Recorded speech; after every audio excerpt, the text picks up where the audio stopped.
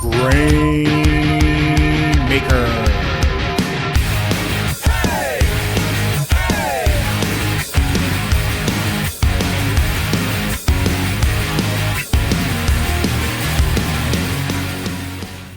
Welcome, everyone, to the Grainmaker Wrestling Podcast, a Prairie Proud wrestling podcast covering everything from Winnipeg to worldwide.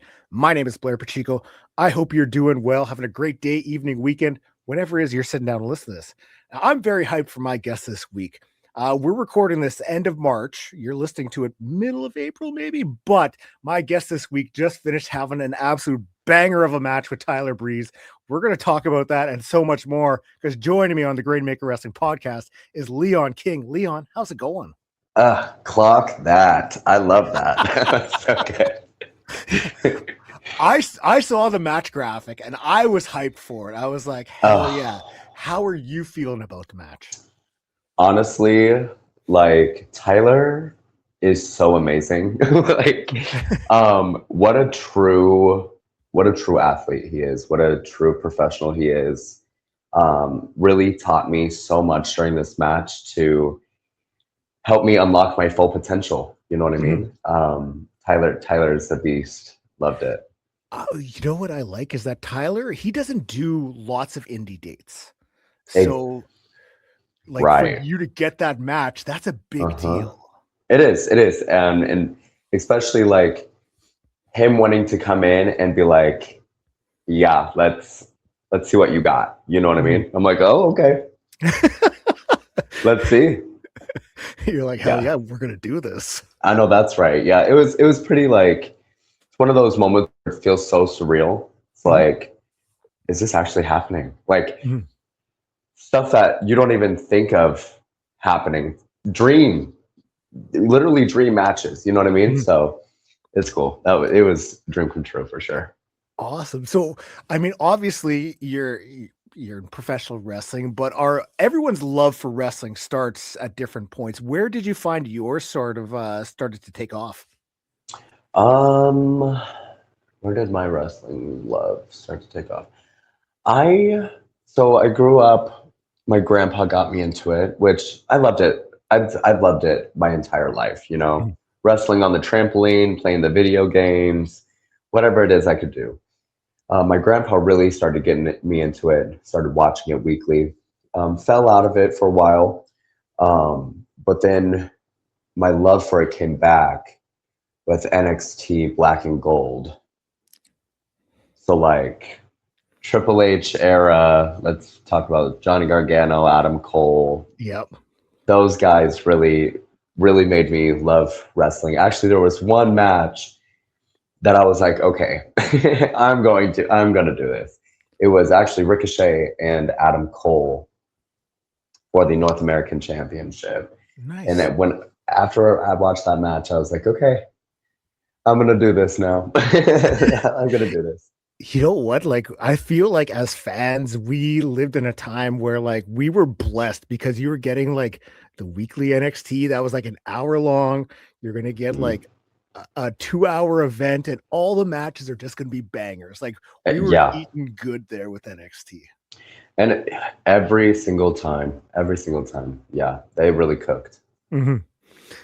So you kind of fall back in love with it around that time. At what point are you thinking, like, okay, I'm going to do this. I'm going to become a professional wrestler?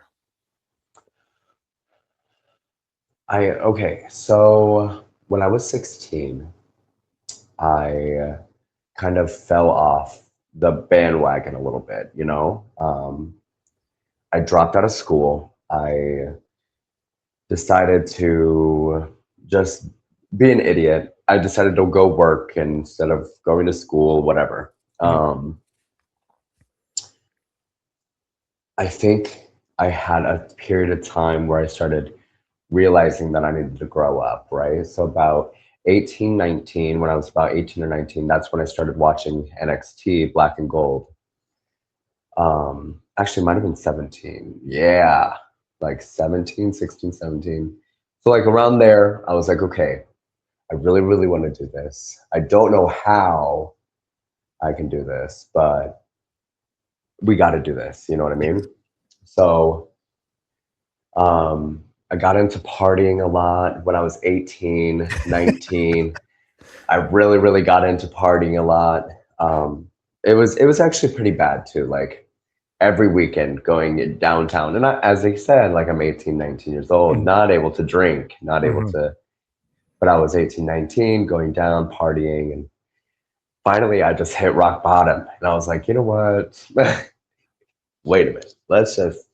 Let's get back on track here, you Mhm. know? So I went back to high school, actually went back to high school, finished 2.5 years in 9 days. Wow. 9 days. I'm a smart cookie. See, like Yes. I should have just did it beforehand, but whatever. Um, Finished 2.5 years in 9 days, got my diploma, and then I hit up a school in North Carolina called Firestar Pro. Okay. And I talked to LeBron Cozone, and he was like, "Yeah, if you want to come down and check it out, like we're here." You know what I mean? So I was like, "Oh shoot, It's I'm happening. about to, yeah, I'm about to do this." Me and my best friends, we took a vacation down there. I got to go to the school, and that was the first time I seen a wrestling ring. And I was like, "Yeah, I'm gonna do this." So 2023, I moved down to North Carolina in March. Stayed there for about 3 months until finances just absolutely took me out. I mean, I was paying for a car, my rent, life expenses, basically all on my own, which is pretty rough. That was rough. Mhm. Um, and especially being so young and not knowing how to spend money wisely, things like that. So it was pretty rough. So I moved back to Iowa, and then I found a school called the Forge Academy in Marshalltown, Iowa, and I finished my training out there, and the rest has been history. I mean, first off, I mean, good on you for like going back, getting the high school shit done. Like, that's Yeah, huge right. because like could have just brushed it off as nothing, but like it shows like you were ready to like get things going, and that was like Yeah, a perfect start to it. my thing is I don't know. um, I thought WWE like you're required to have a diploma. So I went back and got it just for WWE. So if any WWE talents scouts are out there watching this, I went back to school for you. Okay, that is hilarious. Well, still like you went, you got it done, and then like Yeah, even to like pack up and like move states to like go to we're school to talking train. we're talking 15 hours away from home. You know, Okay. like did not know a single soul here. So like it was scary, but like wrestling just brought me together with so many good people, you Mhm. know? And when I was down there, if I felt alive because it was, I just always felt trapped here in my home state of Iowa. So when I went out there and I'm like, okay, and I actually can make friends, that's actually a thing. Um, it was wonderful. It was like, wow, this is awesome. Wrestling literally pairs you with so many people you would never think you would Mhm. ever be with. I mean, like I was down there hanging out with Javon Evans all the time. You know what I Mhm. mean? Like we were close.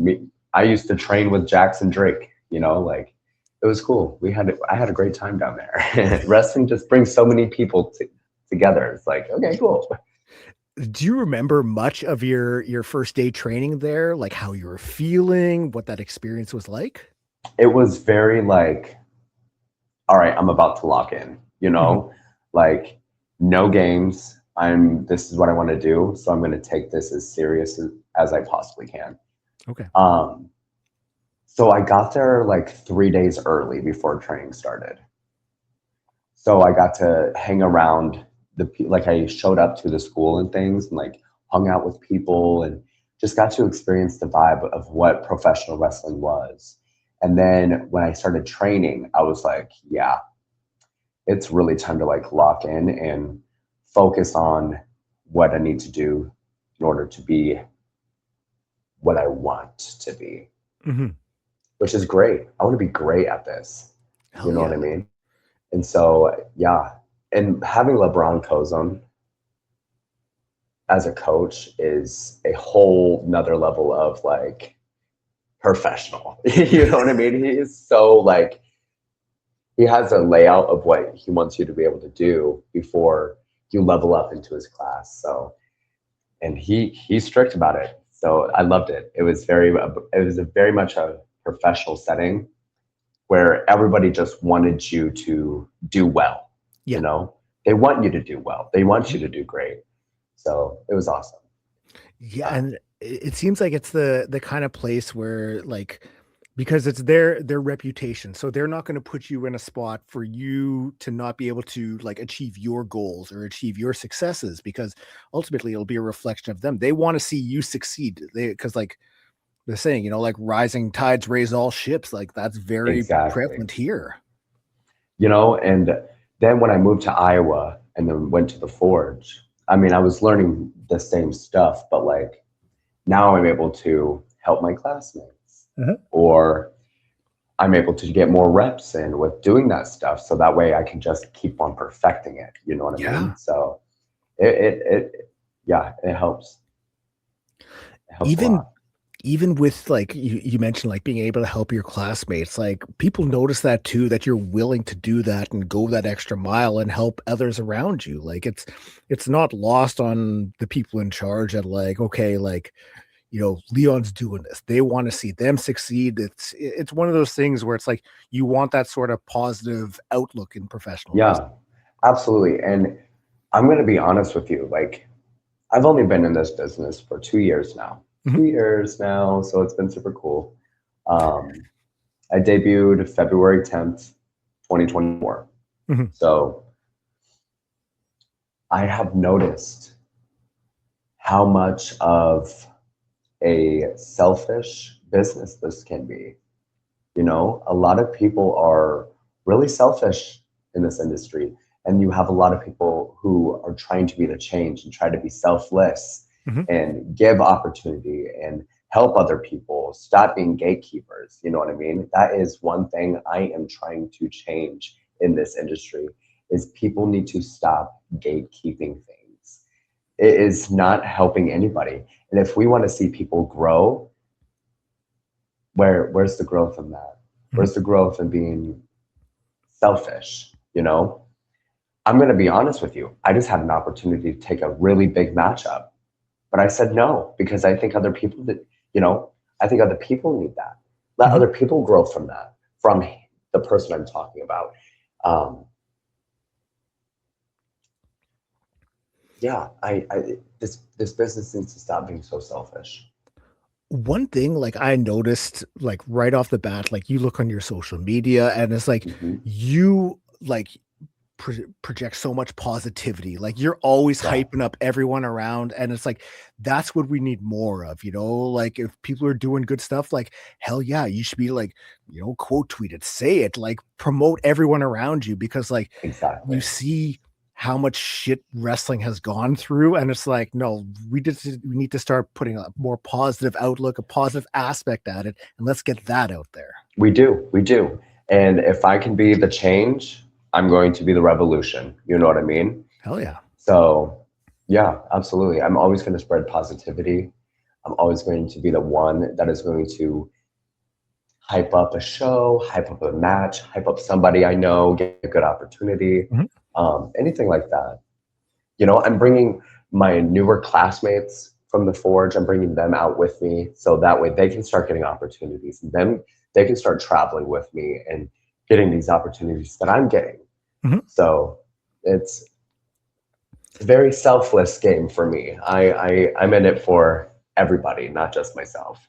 Well, like, cause I know I had followed you on social media for a little while, and one thing that stood out to me was this is back in the fall. I think Alvin Falcone mentioned like, "Hey, I've got an open spot in the car. Anyone who wants to Mhm. come, like, hey, here's a chance." And then he had said like, "Hey, Leon was the only one that took this opportunity." So like, it's great to see like you're presenting that same opportunity to other people, like getting the names out there and like, hey, come be a part of this show because like Yeah, you have to advocate for yourself in wrestling. So like go out there and show your face, be a part of it, like help out in any way you can. absolutely. And traveling is one way to get out there. I mean, in 1 year, I traveled to 12 different states. Oh, You know what I wow. mean? And we're talking from Minnesota all the way down to Texas. Mhm. So I'm a hustler and I want my peoples around me to be hustlers too. Oh, You yeah. know, we, if you want to make it in this business, and this is what I'm being told by people who have made it. If you want to make it, you got to show it. Mhm. So that's exactly what I intend on doing. Okay. Now I have to ask, like, I'll get back to the scheduled questions right away, but you mentioned like going to 12 different states. Who has the worst taste in music that you've driven with? Oh God, worst taste of music. Um, I'm not gonna lie, I can't really think of anything because if I'm driving with my coach, he listens to like depressed depressed dad rock, which I'm all for.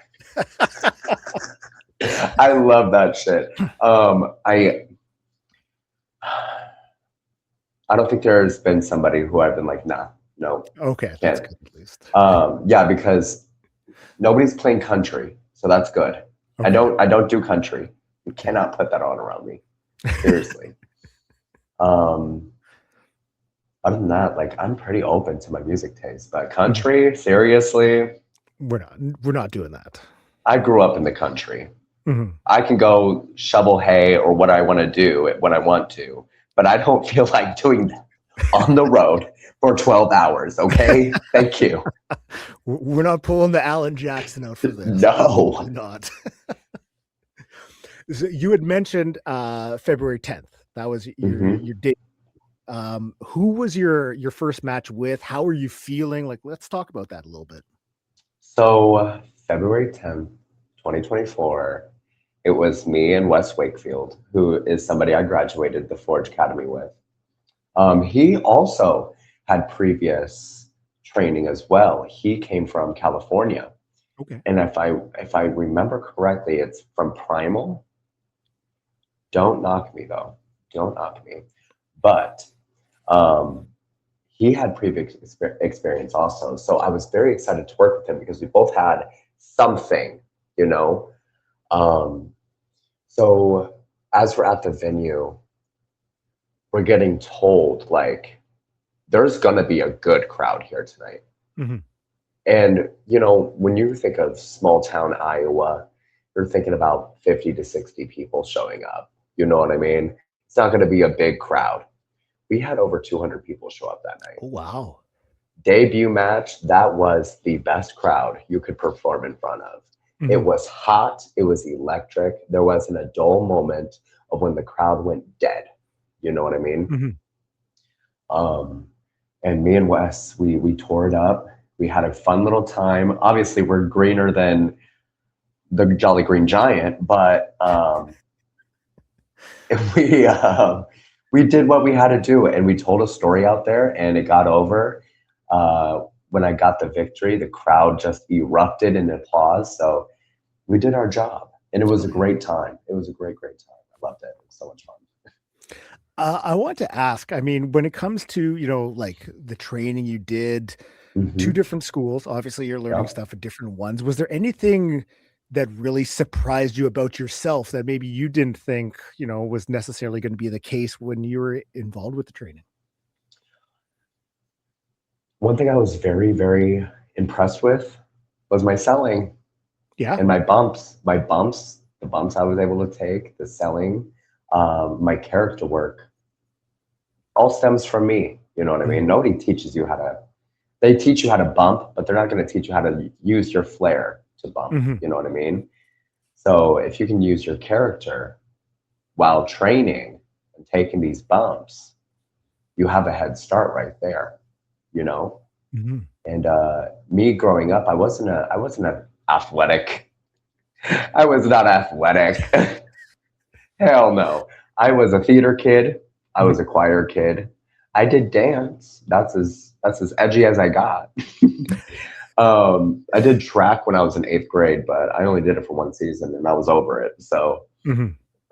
yeah, I was not athletic like that. I did dance, I did theater, I did So when going in to wrestling,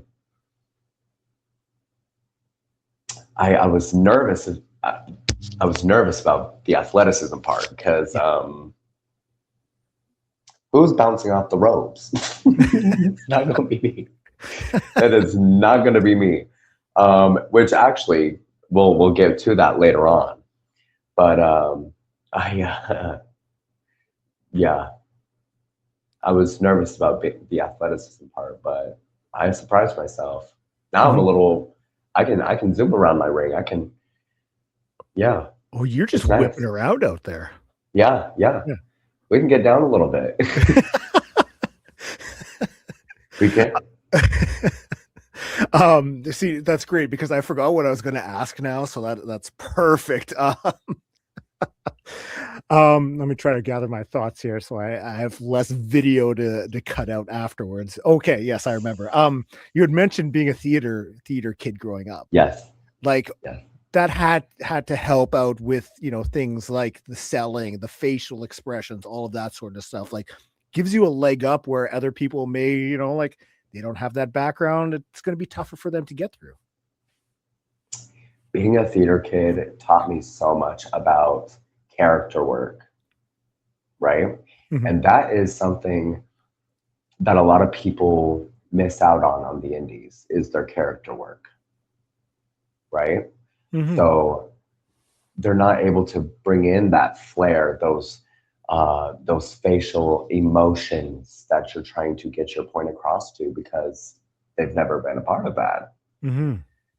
I think everything that I've done in my life is literally like been for wrestling. You know what I mean? Like, and I didn't know it until finally here I am wrestling. I'm like, well, that makes sense.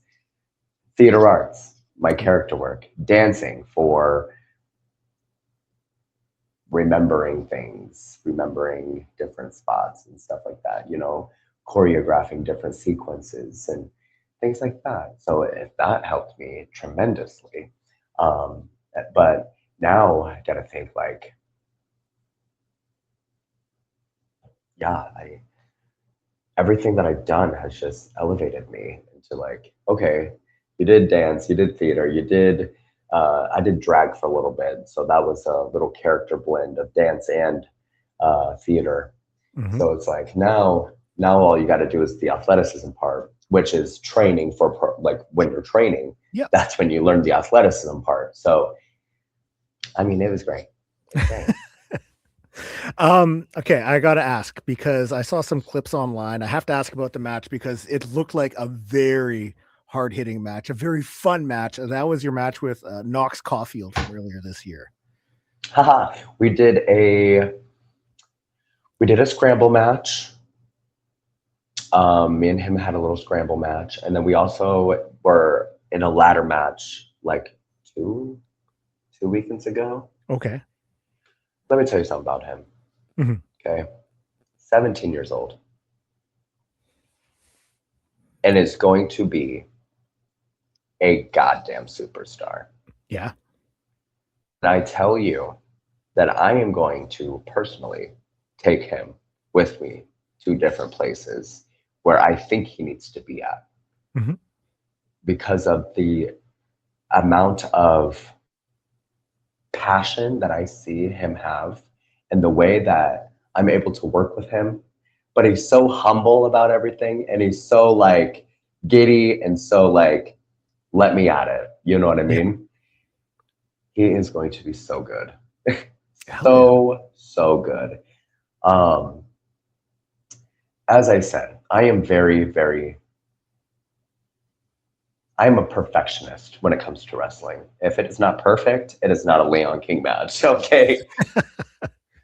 And I'm very, very creative with different sequences of my strikes that I like to do.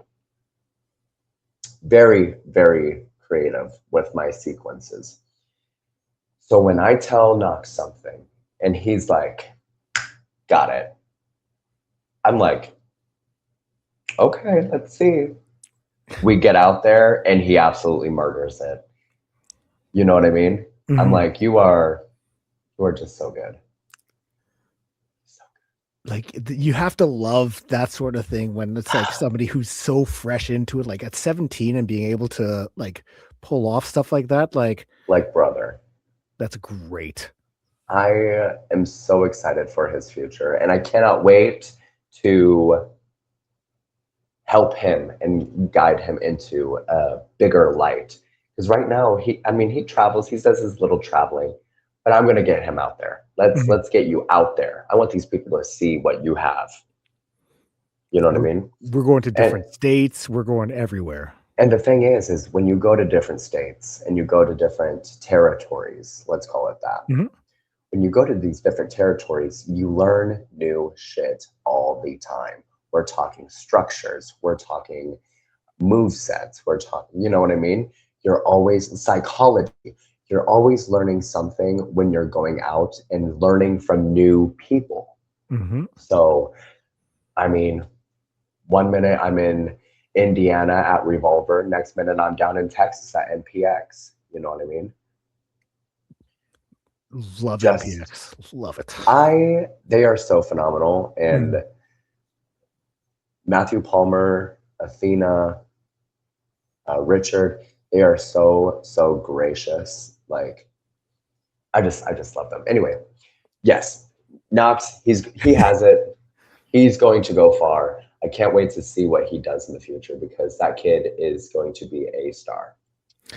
Now I have to ask because I know December you wrestled the PW Revolver in your hometown. Yes. Was that your debut with PW Revolver? You'd been there before, Nope. okay. I But have. first time in front of your hometown with them. First time in hometown, yes. Okay. Now, there's been a few times because Matthew Palmer just loves to kill me at these shows. One time, he, me and the ring crew, we were down at the stage. He was going to throw Rich Swann off the stage, so he threw Rich Swann on top of all of us. Um, then throws me in the ring and spikes me with a DDT. Okay, cute. Okay, whatever. Mhm. Cool. The next show, I'm a cameraman and I'm trying to get camera shots of these two. And Matthew Palmer throws me off scaffolding. Scariest moment of my life. I was terrified, but Rich Swann, he looked at me, he said, "You got this, brother." I was like, "Yes, I do." Yes. Um, but I went down last year. Nope, 2024 December. I went to Indiana and I was in a little rumble for a Revolver. Okay. That was a lot of fun. I got double choke slammed out of the ring to the floor by AJ and Fulton, Badman Fulton, Oh, Batman Fulton. and AJ. Why can't I think of his last name? Oh my God. Money. What's See if his I can name? find it. Francis. Duh. Okay. Oh, okay. AJ Francis and Madman Fulton. They double choke slammed me. They're by the way tall. Hello, we're Mhm. talking like over 6'8" at least. Jesus. Up and out of the ring. Greatest moment of my life. You're like, it was worth it. It was It worth it. was well worth it because they were just sitting there. They cleared everybody out of the ring, so I was the only one in there. And I'm like, they both looked at me, and I was like, okay, what up? Let's fight. Mhm. Yeah, didn't get me far.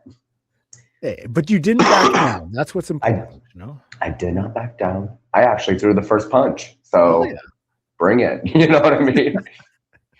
Yeah. So I debuted for Revolver 2024 at Rumble. Okay.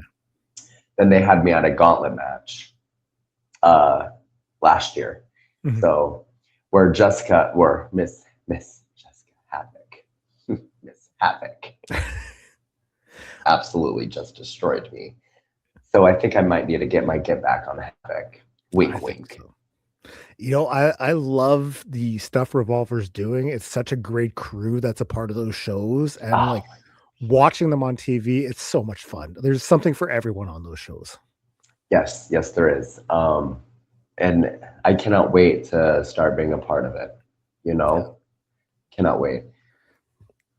Like you've been able to do some great stuff so far, like only 2 years into wrestling. Like you've been part of some big matches, like some great moments. When you look at like 2026, do you have set goals? Is there things that Leon King wants to accomplish before this year is done?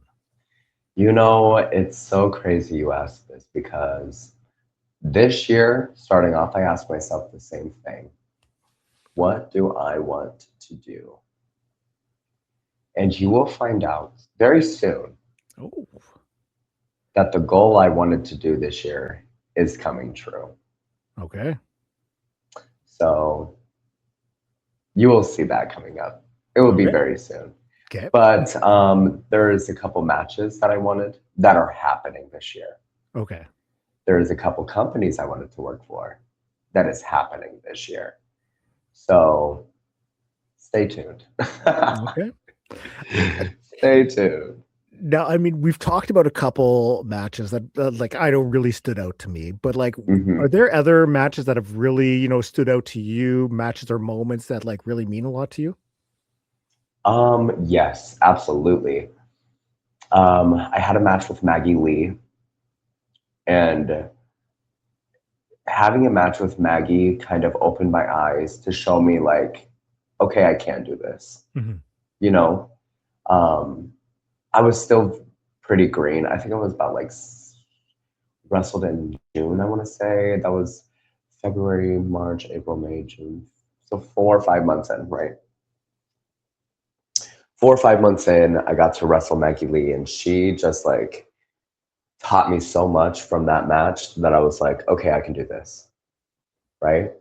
There was also a match.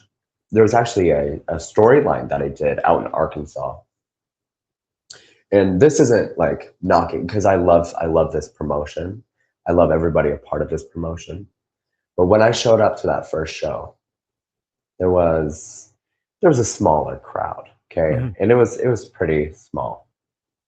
Um, but by the end of our storyline, by the end of what me and Ray Ivy wanted to tell, the entire place was packed, Oh, nice. full of people. Mhm. You know what I mean? Me and him wrestled in a 3 stages of hell match for an hour and 9 minutes. And the way we were able to tell that story, and after the match, when the story was told and the story ended, the way the fans reacted to it, the way the wrestlers in the back, when I walked to the back, they were all standing up clapping. You know what I Mhm. mean? Wrestled that match with 101 fever, by the way. It was one of the best moments of my career. It actually is the first time I ever been brought to tears after a match because I Yeah. was not only like physically and mentally exhausted and like hurting and sick, but also we just made history. Mhm. We just tore the house down. We gave these people, and when I got to the back and after I came out and I cut a promo, with me bawling, by the way, I was literally crying cutting this promo, had the people in the crowd crying as well. So when you did something when people are happy, Yeah. the pop that people give when the big moment happens, the moment that's supposed to get the pop, when it happens and the big pop happens, it's like, oh my God. Oh my God. Yes, yes. Yep. But when somebody, because I was a heel, mega, mega heel, when I can come out and turn into a baby face with just like me crying, cutting this emotional promo, Mhm. getting the entire audience to feel that, getting the entire audience to get on my side, and getting the entire audience to feel that emotion. That was a huge moment for me. You know, Huge. it's funny you talk about like the feeling and emotion in wrestling because like the past few guests I've had on here have all like expressed the same thing that that is one of the most important parts of wrestling is like making the crowd feel something because if you can make them feel something, you've got them. Oh my gosh. And I knew we had them after that first show and getting that kind of reaction from that small crowd to the next show I was there and I seen a bigger crowd getting a bigger reaction. And then when that finale happened and it was a sold out packed venue, it was like, oh, we got them. Mhm, You know what I mean? We built something there, you know. mhm. So that was really, really cool for me to see of me being able to help build something. Yeah. That's why it was special for me. Man, it has to be like a great feeling to see like how far you've progressed in this, considering like when you look back, when you mentioned, like when you were 16, dropping out of high school and stuff like that, like you have just risen above and done some incredible things. And it's great to see. Like, hell Absolutely. yeah, It that's is. awesome. It is absolutely amazing to feel, you know what I Yeah. mean? Um, so I wanted to bring this up.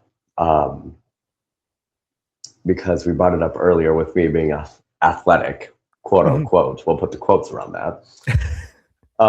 So I was like, oh my goodness. 2024 in August, I was going to be in a ladder match. And I was super excited because this is my first ladder match, Mhm. you know? So I was showing the bouncy guys, the ones who can do the springboard and stuff, I was showing them a move that I think would have been super cool for them to do. And Mhm. I did a springboard, I landed, and I broke my ankle. Oh shit. Yeah, so I broke my ankle and I was out for like 2 months, 2 or 3 months. Oh my God, did it? That right there, when I broke my ankle, it kind of like it motivated me so much more to be like, okay, now I want to come back and learn springboards. You know Mhm. what I mean? Because now I'm pissed because there's no way I just did a springboard and broke my ankle. Now you have to do it just to Now I like make up exactly for it. now yeah, exactly. So now I know how to do a little bit of some springboards. So There we go. that's cool. Mhm. That's cool. I just wanted to bring that up because athleticism, Eh, stupid. all it takes is getting that one springboard. Next thing you know, you're going to be wrestling down in Mexico, lighting it up down there. Yeah, So, like, here exactly. we go. Right, exactly. My goodness gracious. Okay. Now, I always ask for a match recommendation. So, one that you are personally a fan of, and it can be Okay, any promotions, any wrestlers, any okay, streaming service, anything like that. But one you're a fan of, you think the listeners should go check out. okay. Oh, to one match? Are you joking? You can give me multiple. I'm Okay, willing to take okay, multiple. okay. Like one match? My God. You're like, Blair, how could you? Yeah, seriously. Um, okay.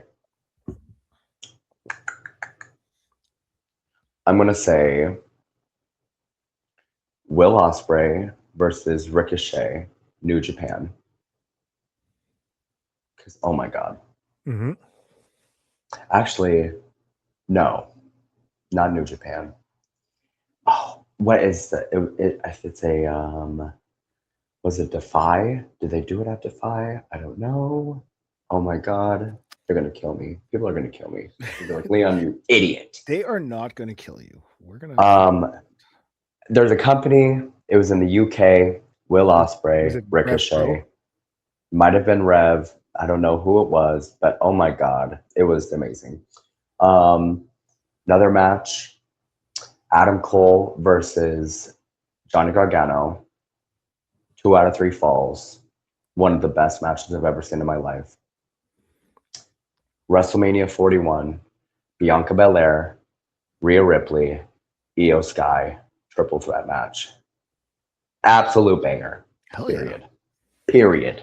Okay. I'm gonna have to start going forward being like match is recommendations, like we'll get the plural in there just so I don't get, I'm like, one match, are you joking?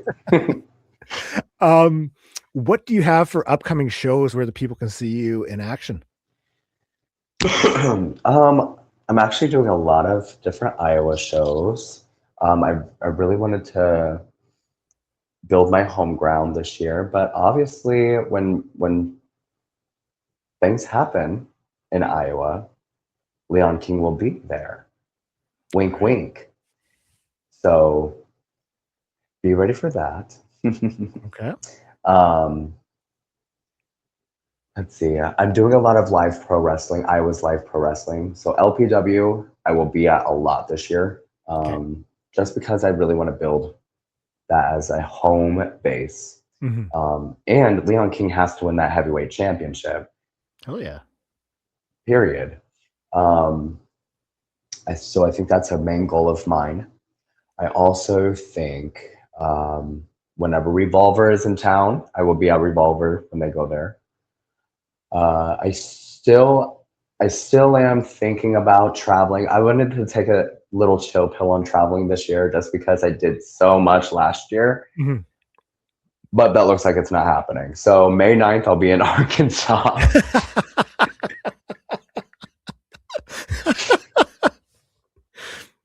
Yep. We're doing some Minnesota shows. We're doing some South Dakota shows. I heard rumblings of me going to Alabama. I heard rumblings of me going to Arizona. Nice. Definitely some rumblings of me going to North Carolina. So Leon King will be out there, I guess. I'll be making my way down. I guess. Yeah. Now for the people listening, they want to know where these shows are going to be happening. Obviously, you promote them on your social media. Where can people find you online, or anything else you would like to plug? Yeah, Leon King on Facebook. That is usually where I'm doing most of my posting. Leon King on Facebook, the official Leon_King on Instagram.